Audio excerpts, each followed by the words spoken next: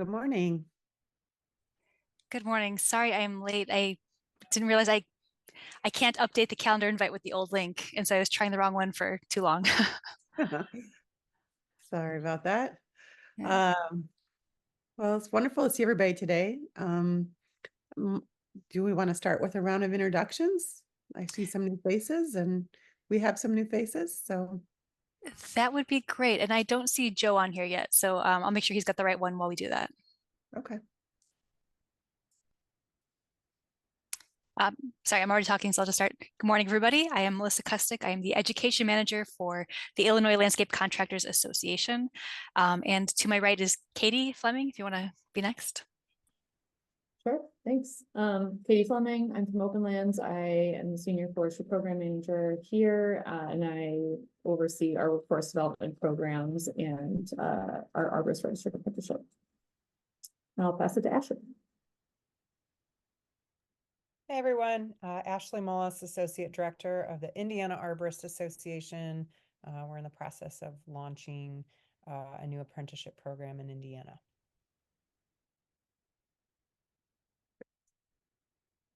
Refugio. Hi everyone, Refugio Mariscal, he, him.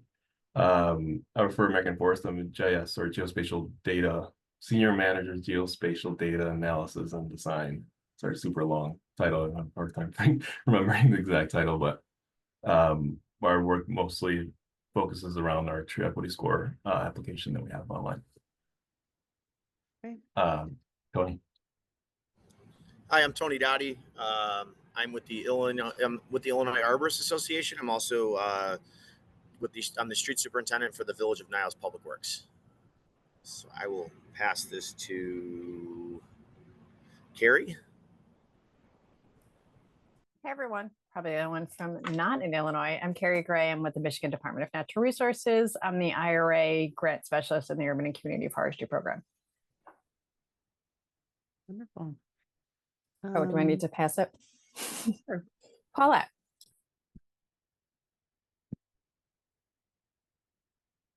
Oh, there we go. Now I can unmute. Hello, everyone. Good morning. I'm Paulette Lopez. I am with Davy Tree, and actually the Senior Community Engagement Coordinator for our region in Illinois and our 2 offices in Wisconsin. And I will pass it to Victoria. Good morning, everyone. Victoria Wittig. I'm the ambassador for the Northwest Indiana Urban Waters Federal Partnership and help to coordinate the Community program, which is Northwest Indiana's flagship urban and community forestry collaboration. And I'm not sure who hasn't gone yet. So Laura, if you want to go ahead and. Sure, I will. I'm Laura Riley. I'm the Managing Director of Chicago Wilderness Alliance, and I'm going to pass it to Lake. Hi, I'm Lake Schulke. I'm the Program Assistant for Chicago Wilderness Alliance, and I'm going to pass it to Maria. Hi, everyone. I'm Maria Sadowski. I'm a Communications Coordinator with Chicago Wilderness Alliance, and I use she, her pronouns, and I will pass it to Lindsay. Hey, I'm Lindsay. I am the GIS and Data Analyst for the Chicago Region Trees Initiative. Joe, have you gone yet? I came in a little late, so I'm not sure if he's there before me. Joe's up. Yeah, I just got it here. Sorry. Joe Hansen, Village Forester, Tree Preservation Officer for Wilmette, and the Vice President for the Illinois Arborist Association, and many other things that are too many to list.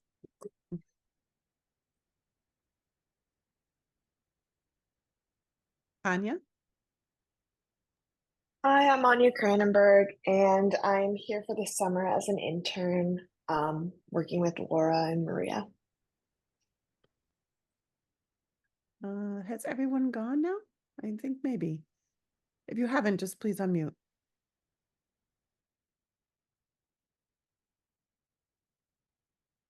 Okay.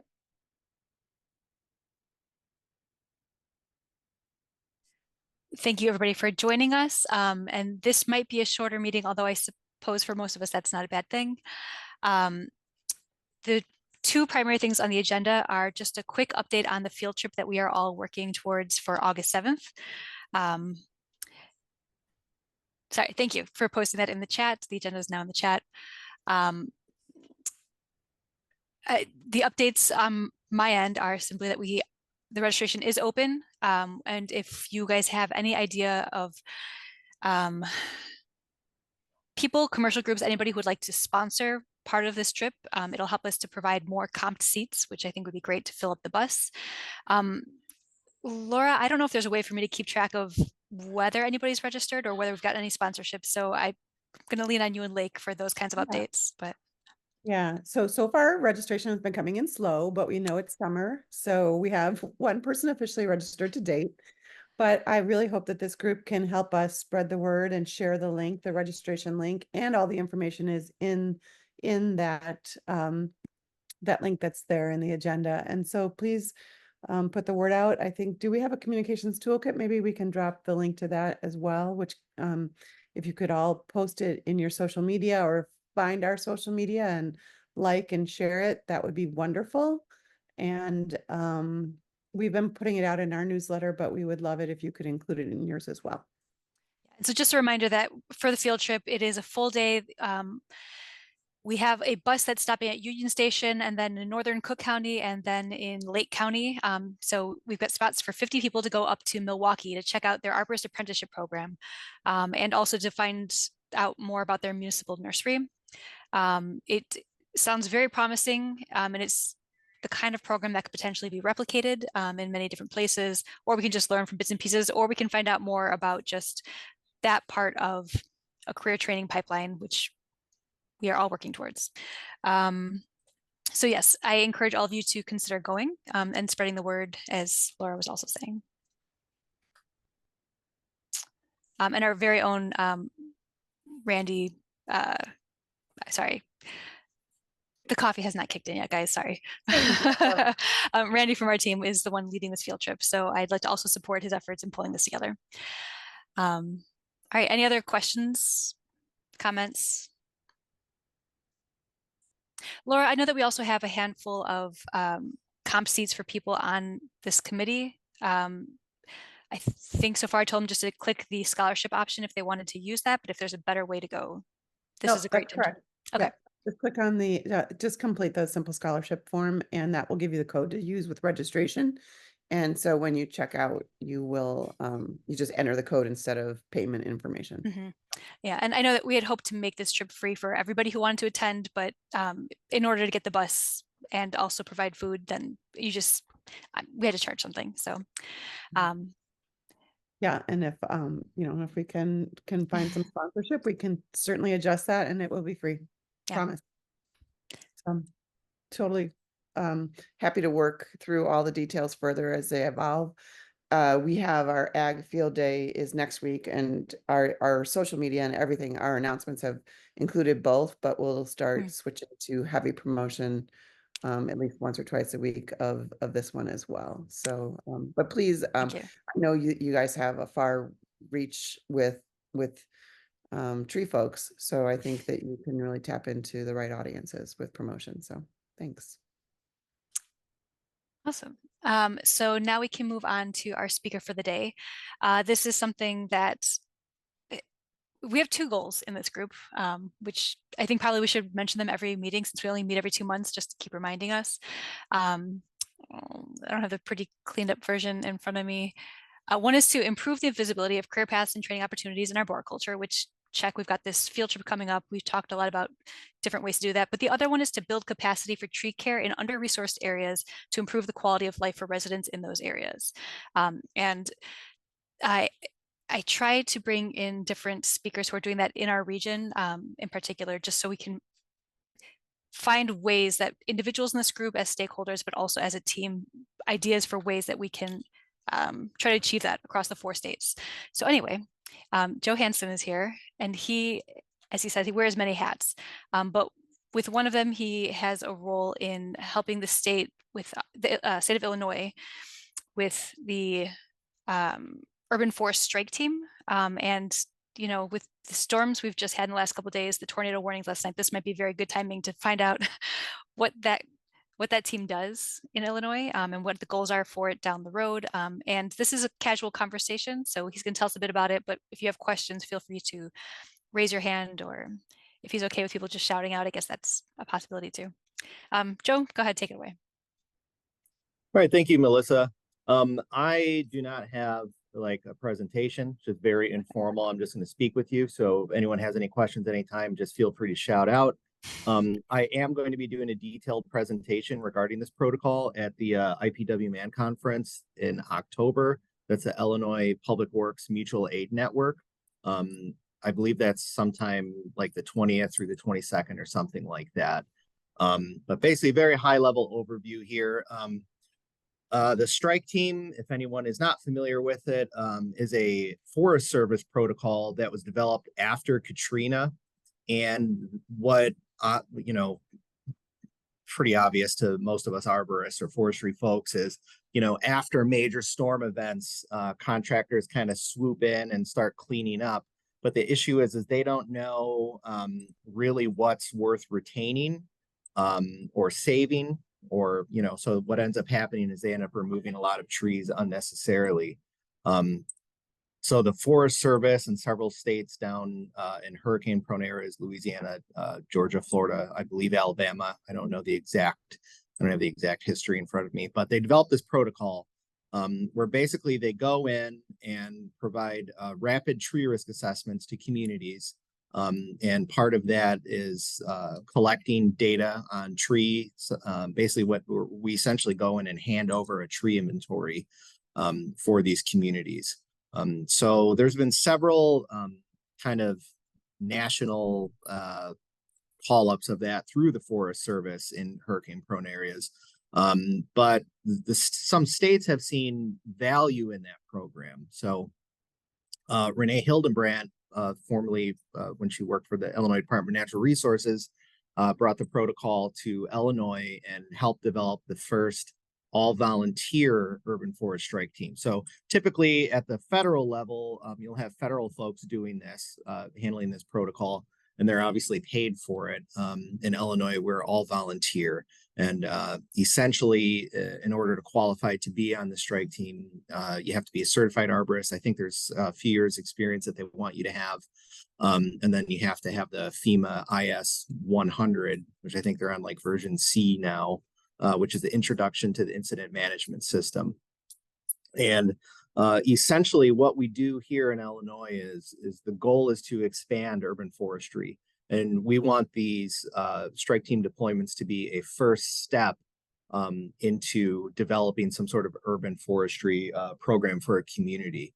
So we, as I said, basically high level, what it is we go in with tablets and they're essentially just ArcGIS collector app, and we're adding sites. So we're only collecting information for public trees, not private trees. So anything in the parkway or the right of way. And we're doing rapid tree risk assessment. So we're collecting tree species, size, condition, and then we're noting anything that requires immediate attention.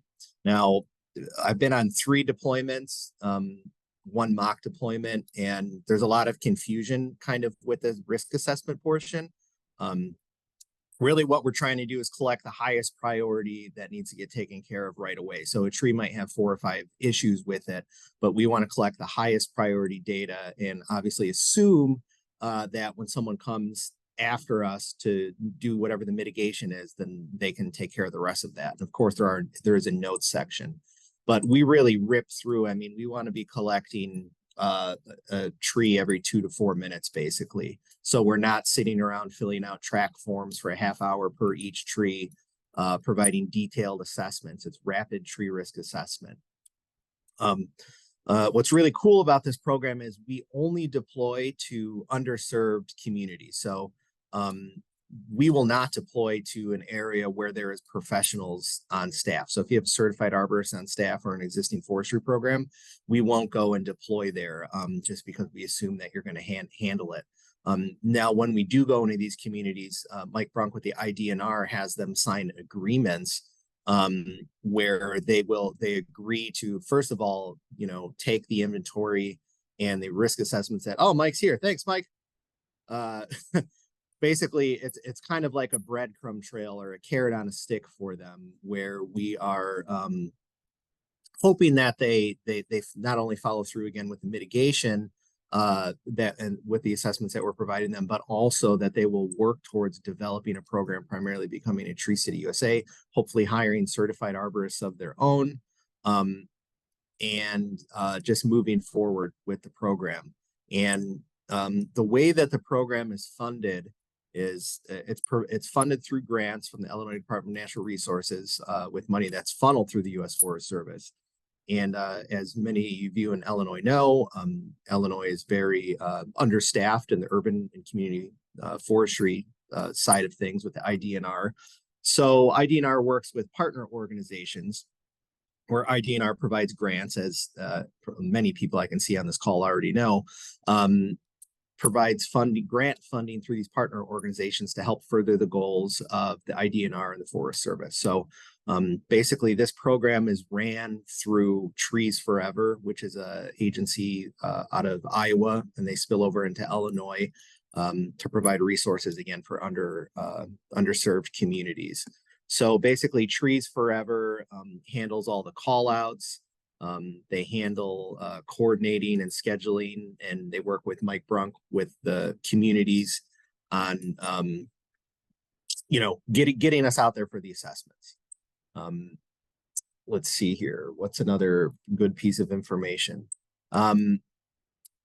Through these assessments, one of the cool things that we have found that we've done, and another one is not only can we provide them with rapid risk assessments and that tree inventory data, we can also provide them with plantable space, so or vacant spaces. So as we're collecting this inventory data of the trees, we're collecting data even if there's no mitigation required on a tree, because we want to give them a good foundation for creating this new urban forestry program for their community. So we're giving them tons of data.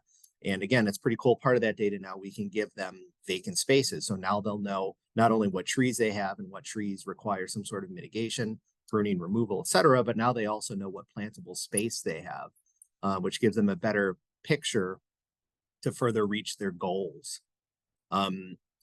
Currently, right now, we have about 65 people approximately on our roster.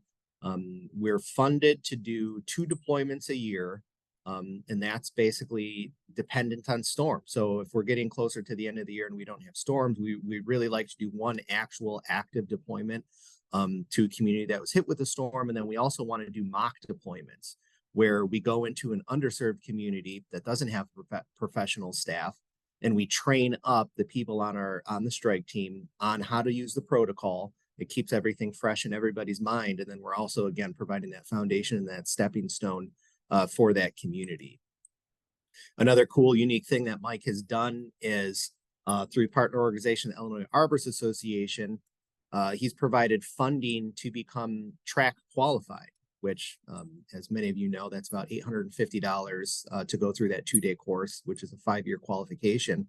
And we will provide funding for you to become track qualified as long as you agree to join the strike team and do 2 deployments within that 5-year qualification period. Those deployments can be actually active deployments or mock deployments. So they're pretty interesting. So I've been on the team since 2019. Again, I've done 3 or 4 or so deployments. Pretty much anytime we've done a deployment since I've been on a deployment.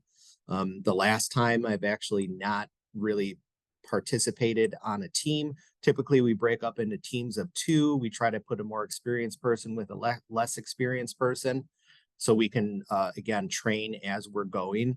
The last deployment I did, I kind of bounced around between 2 deployments ago. I kind of bounced around between teams, helping keep everybody on track and everything.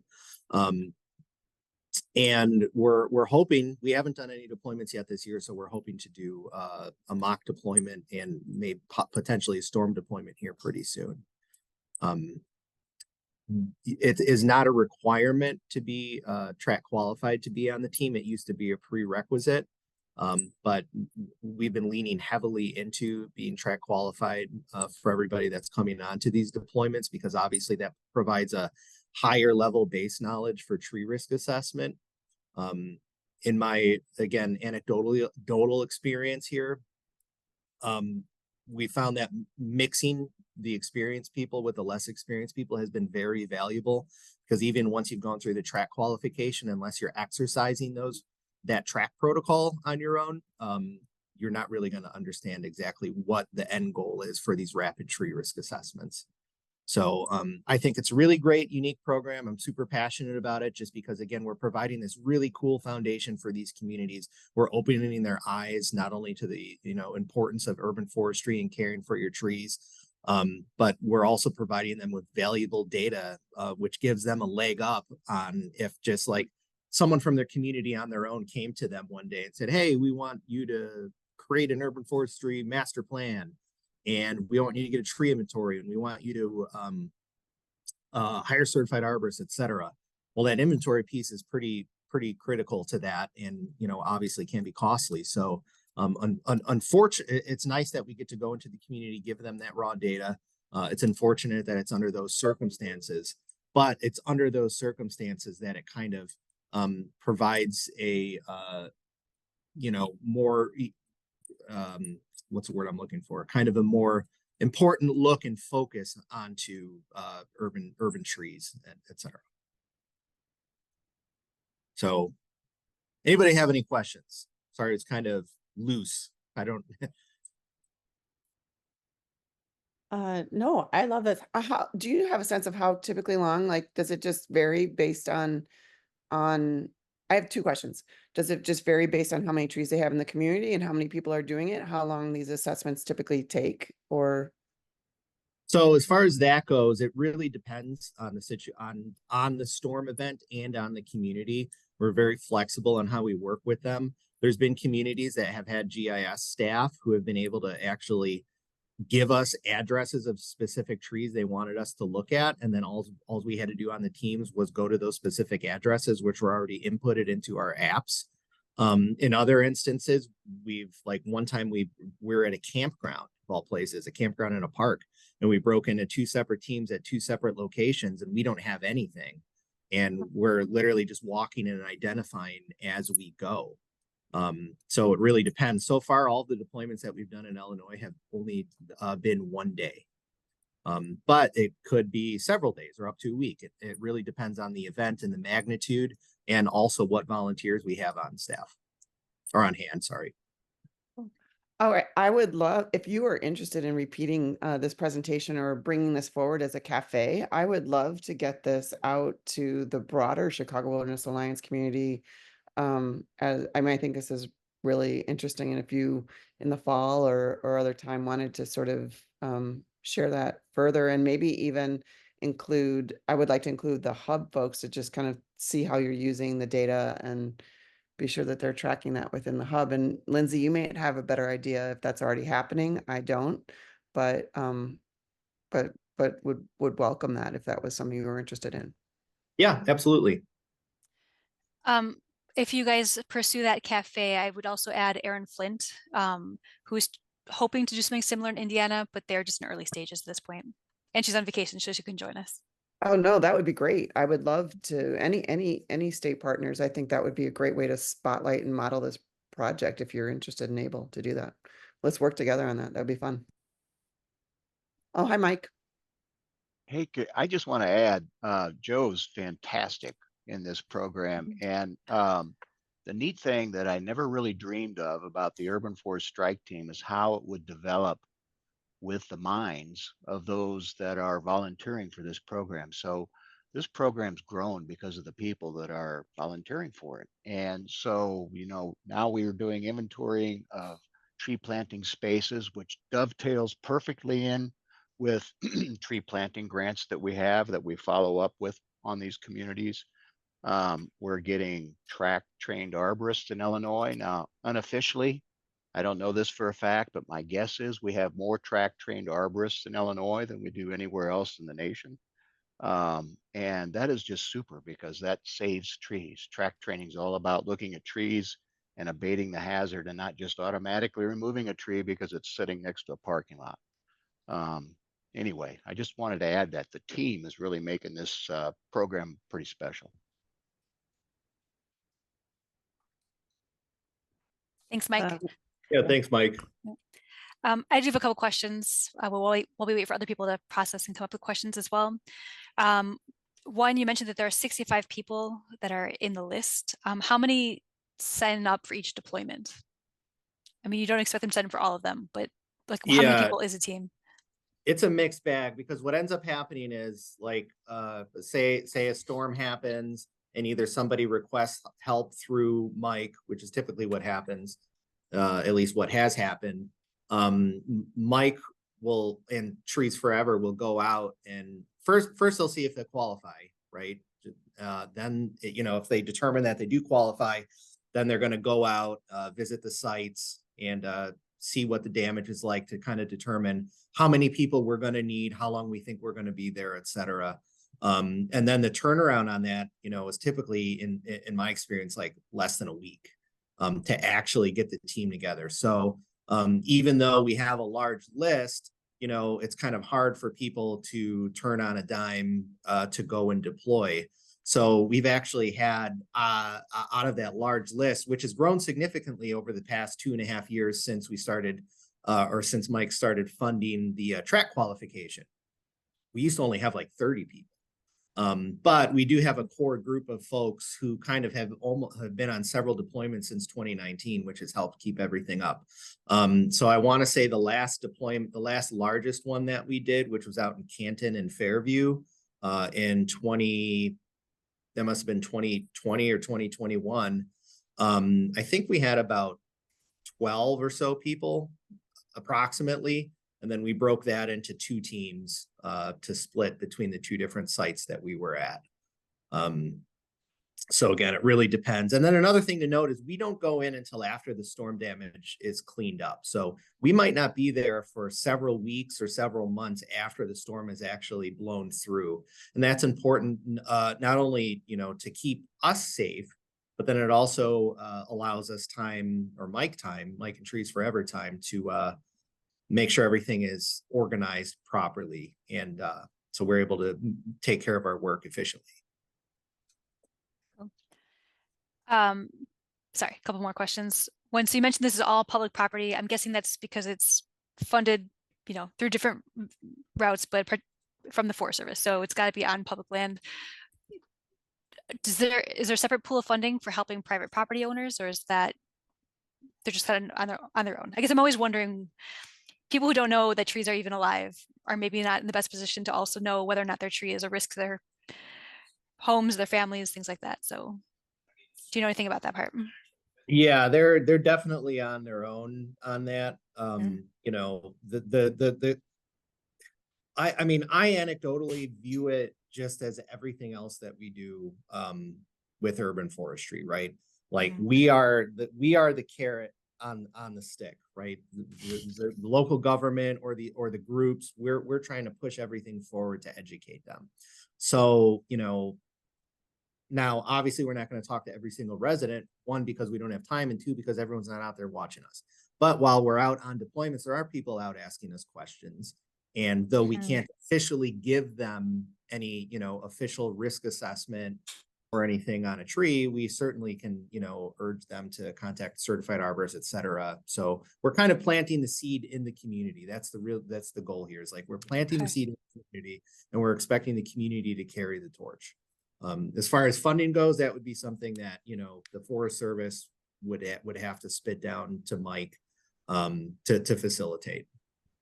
Yeah, and Joe's correct. And the whole point with helping the underserved communities with the Urban Forest Strike Team is that we are advancing that community.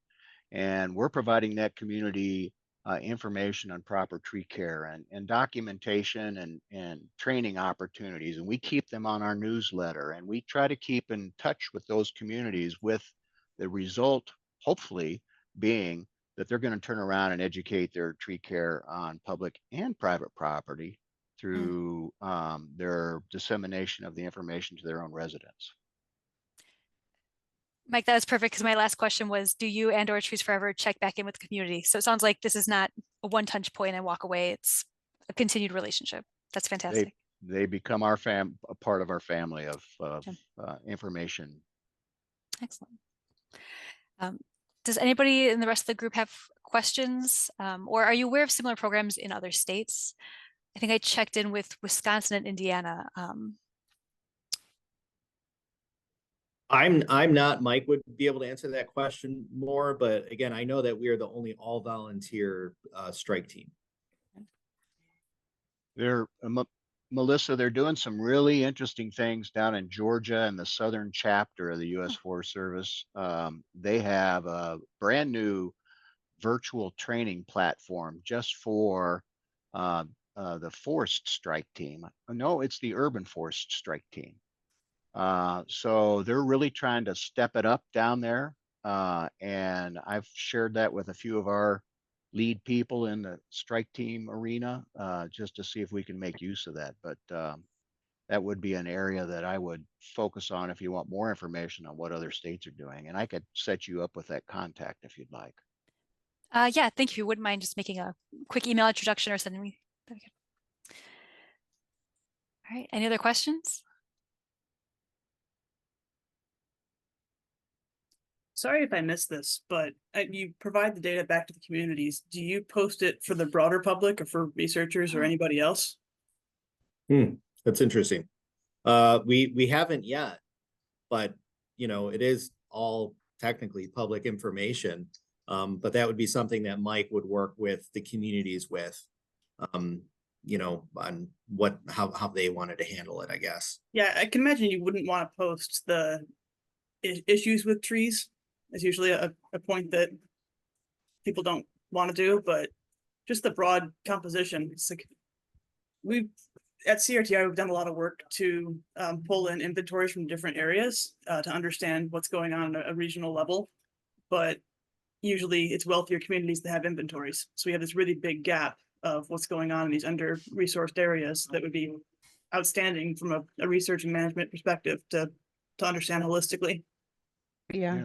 Let's talk about that, Lindsay. That could be a possibility. We would want certainly the approval of the community, but if we are upfront with our agreement with the community and we'd say we'd like to share this portion of that information, that might be possible as long as we're upfront about it and we have their blessing. But we could maybe do that in an agreement because we have a written agreement with all communities that we deploy to.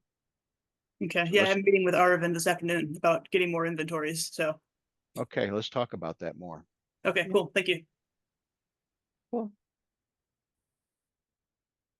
Yeah, and the other thing I forgot to mention is the protocol developed by the Forest Service actually includes collecting data as far as FEMA payouts, right? So they'll pay for removals and, you know, branch removals of certain sizes, you know, hangers essentially. So, and actually it's been so long since I've been through the training, and since we don't collect that we haven't collected that information on any of our deployments. I apologize, I can't get more detailed into that. And I actually should when I do the full presentation for IPW man. But that's also important. So if the governor declares, you know, a state of emergency, that opens the door for federal funding for reimbursement for storm cleanup. So as long as we're accurately collecting that data for each individual tree, that's basically the check mark for them to get that, you know, reimbursement back. That's also an important piece of the puzzle I forgot to mention. That's interesting. You know, I'm wondering, as we're looking at the climate action for people and nature, updating that plan and work building in climate resiliency, I wonder is that in addition to what Lindsay was talking about, is there some opportunity to think about how that data can be incorporated into some of that, but like you said, for FEMA or for any of the other climate resiliency, bring support to the communities that are most impacted is what I'm thinking about here. There is a clause that the U.S. Forest Service FEMA requires, and on occasion they will entertain reimbursement for tree replacement. But a community first, before the storm ever hits, has to have written documentation that they look at their green infrastructure, their trees, as an integral part of their storm mitigation. So storm water mitigation, excuse me. So in other words, they want to know that that community is managing their trees as an integral part of stormwater management. And if a community has that written, whether it's in their stormwater management plan or their tree management plan, that our trees are an integral part of our stormwater management, then trees would be looked at as a critical part of the infrastructure and very well may be reimbursed for replacement.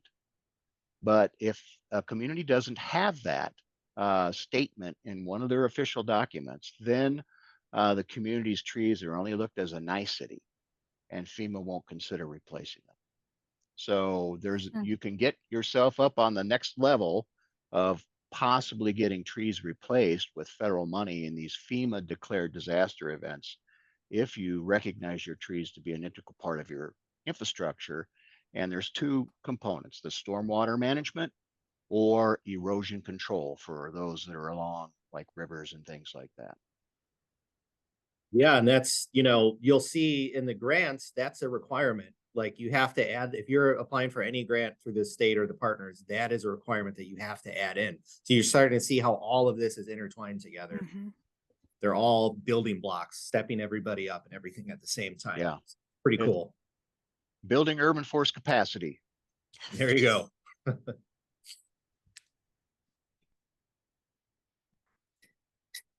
Yeah, and dovetailing on that, because there's two areas like the climate action plan for people in nature, but also then the protecting healthy water group, which is also looking at the watershed management. So I feel like there's certainly an opportunity to sort of, I'd like to bring Ted into these conversations too, if we are able to flush this out, because I feel like it will really provide some strategic thinking about some of the work that even the team itself is considering as we're going into this next phase. So thanks for, this is really informative. Yeah, it's pretty interesting. A lot of people are aware of the strike team, but they don't really understand functionally the purpose of it. I think, I remember in my head, the first time I learned about it, it must have been like 2013 or something, 12 or 13. I remember seeing some article or something online about it. And I just picture like people like the day after a hurricane, like walking around collecting inventory data or something. There's kind of like this romantic notion of like helping clean up after a storm, but that's not what this is. That's kind of part of it, but there's actually so much more behind it. And that's why I find it so interesting. And I'm so interested in facilitating it.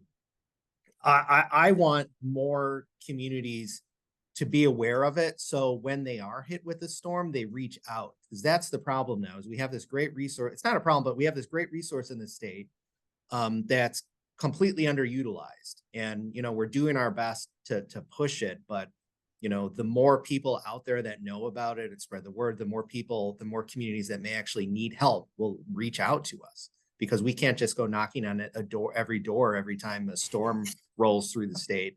Hey, do you need our help? So that's why it's important that we spread the word about this. So. Hey, Joe. Yes. Hope you guys can hear me. I am looking forward to you presenting this to IPW, man. I think there's just a great opportunity there. Like we're already getting emails right now with people already asking for assistance right now, sending, equipment and trucks to different various locations that have gotten hit with the tornadoes already. So trying to work something out with like IPW, man, to maybe also push this, when these deployments go out, to also push the strike team, that when these communities are asking, maybe even to add, we could probably talk to them, because there is like a form that gets filled out, that it's like what the community is requesting. And a lot of it is like, we're requesting, equipment, end loaders, pumps, whatever the case may be. Maybe there's something else we can add that also says something, for like strike team assistance. We could add something to it, basically saying, for more information on this, on assessing your trees or something, please reach out.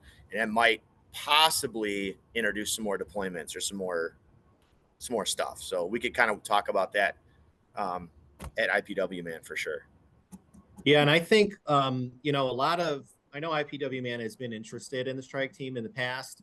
And I know they still are. The biggest issue is a lot of the other agencies in IPW, man, have professional staff.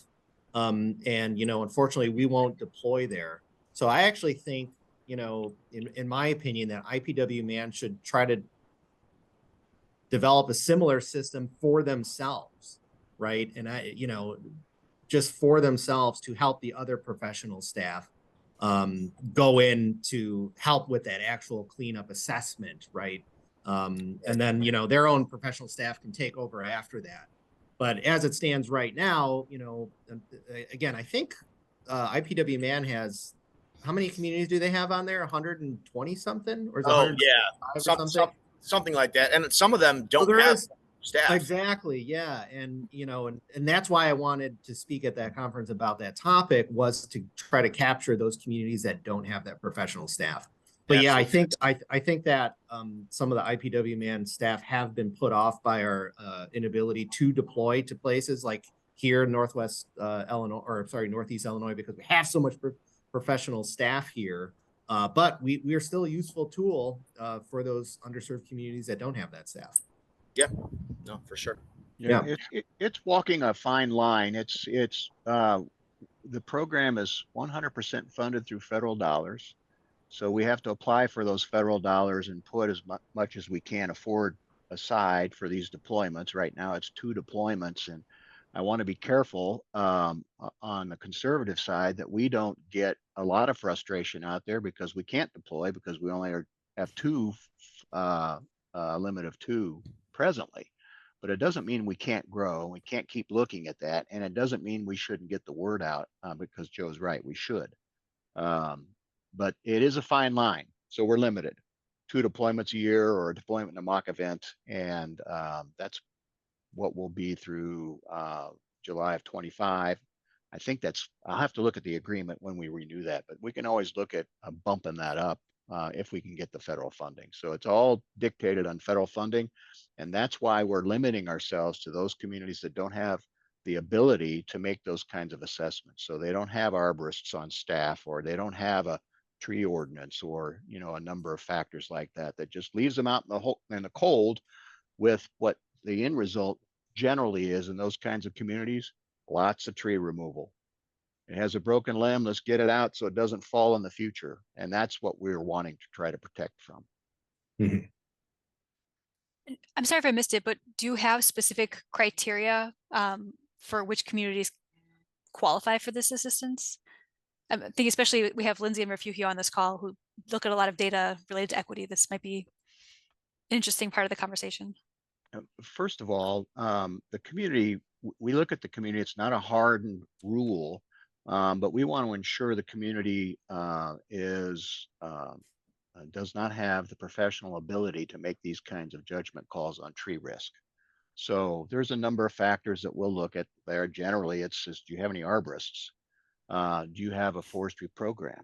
You know, if they don't have any arborists and they've had a forestry program over the last 30 years and been a Tree City USA the last 30 years, then, you know, maybe not. It's a balancing act. If we get numerous requests in a particular time frame, we may have to kind of weight those with that type of criteria in mind. The other thing is it a sufficient disaster? Are we looking at 6 trees? Or are we looking at 600 trees? You know, and then the third thing that we expect from the community is for them to sign off on our agreement. So they're making a commitment to grow their program. So they're making a commitment to adopt a tree care ordinance or adopt staff. And I think Ottawa is a perfect example of that. They signed that agreement. It wasn't but a year later, they hired a certified arborist. And they have since gotten a tree inventory through one of our grants, and they are just stepping it up each and every year, tree planting. So, you know, we sparked something there and it took off, and that's the ideal kind of thing. I lost my train of thought, but I think I was going along the lines of, you know, it's decided on a case by case basis, and the storm has to be sufficient enough for us to figure that we can come in and serve a good need.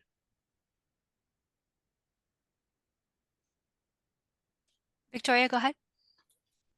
Thanks, Melissa. This is fascinating. And you've certainly sparked something for me, I just fired off an email to the Stormwater Management Board and the Tree Board for the town that I live in, as I serve on both of them. And I'm asking whether or not we have language in either of our plans that calls out trees as critical stormwater management infrastructure. And so I've already fired that off, but I'm actually curious if you have any example model language that we can use to build that into ordinances or plans and to share more broadly with our regional partners. I have I don't have any model language, but I do have a storm readiness guideline booklet that I can send out to Laura. Would that be the appropriate way to do it, Laura? So you can share that out. Yeah. And then I can detail the page that specific comment is on for you all to reference. That would be wonderful. Thank you.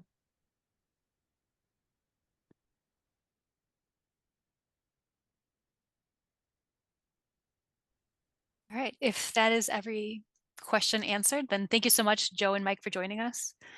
Feel free to join us every 2 months if you'd like to stick with this group. We're fun.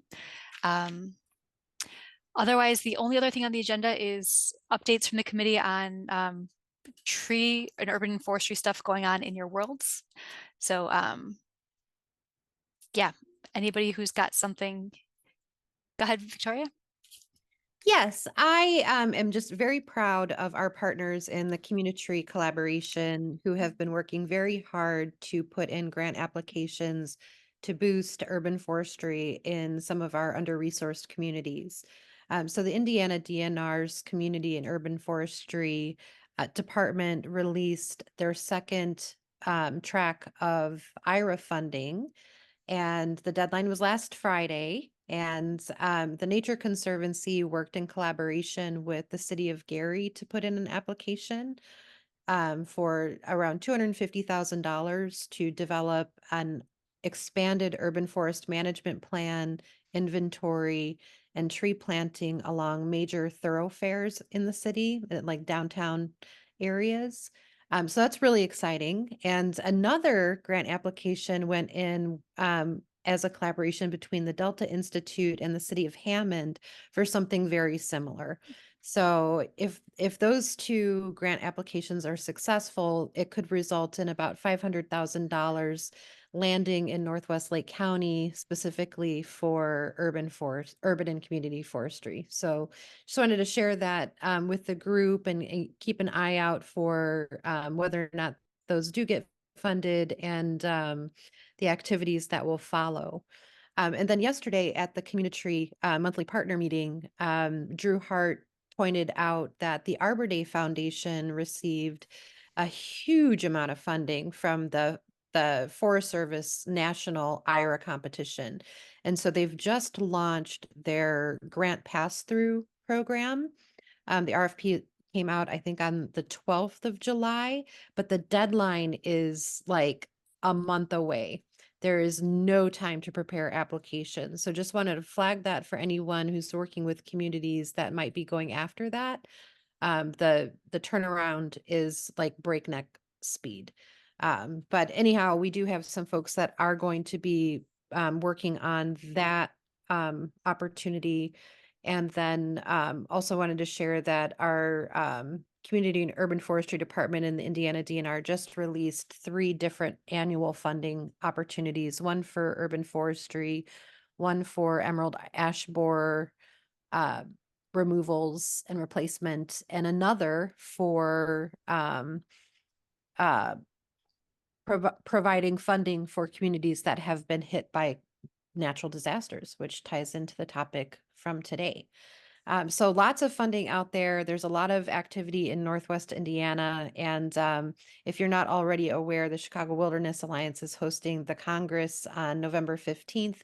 And I do believe that community partners will be giving a presentation where you might have an opportunity to interact directly with them and learn more about all of these exciting initiatives.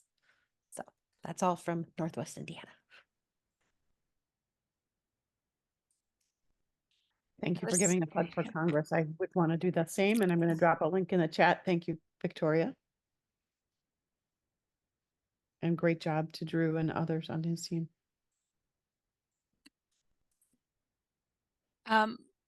Sorry, updates from the Illinois Landscape Contractors Association. We also have a growers tour coming up. It's September 19th. So you guys have some time to register if you are interested, but I think it's really great with all the tree planting going on to find out where the trees come from and to be able to talk to the growers about why they do what they do and why it takes so long and how do we get the species we're looking for out there and things like that. So I dropped the link in the chat. Anybody else have updates? Yeah, I have a quick one. We won't be meeting before this event. It is our 3rd annual Tacos and Trees event, which Melissa, you're very familiar with. This is an event put on with a handful of partners. It stems from the Tree Risk Assessment and Management Work Group through CRTI. But this is a event that allows anyone who is arbor curious to check out the tree world, learn about careers in arboriculture, and get some free tacos. It is going to be on September 6th. It is a Friday. I believe the start time will be around 2. I've also been out of town, and we are meeting right after this actually for our first kind of planning meeting. So I'll have more information about the event that I'll share with this group to try to promote it. If anyone is interested though in tabling for either their organization or their municipality, or you just want to help with the event, please reach out to me. I'll share my contact info here. But essentially it's a good opportunity for everyone in arboriculture to share kind of what a job looks like in the industry. And we have demos, we have trucks, we have chainsaw demos, we have a climbing tree where folks can try out climbing. So it's a really interactive and fun opportunity for anyone who is interested in a career in arboriculture to just check out what we do. So again, I'll have more information after our planning meeting today, and I'll be able to share any links that, you know, we would appreciate you sharing with your network widely. It is at Thatcher Woods in River Forest. So it's centrally located-ish right off the highway. And again, it's on September 6th, but I'll be able to share all that information with this group after today, and I'll be able to have some links that you can share with your networks. And again, reach out if you have any questions or want to be more involved. And I can answer any questions now if anyone has questions too.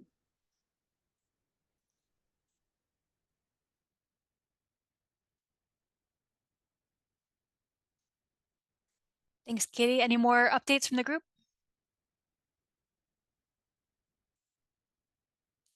All right, well, thank you everybody for joining us. Our next meeting will be September 17th, 9:30 to 11 a.m.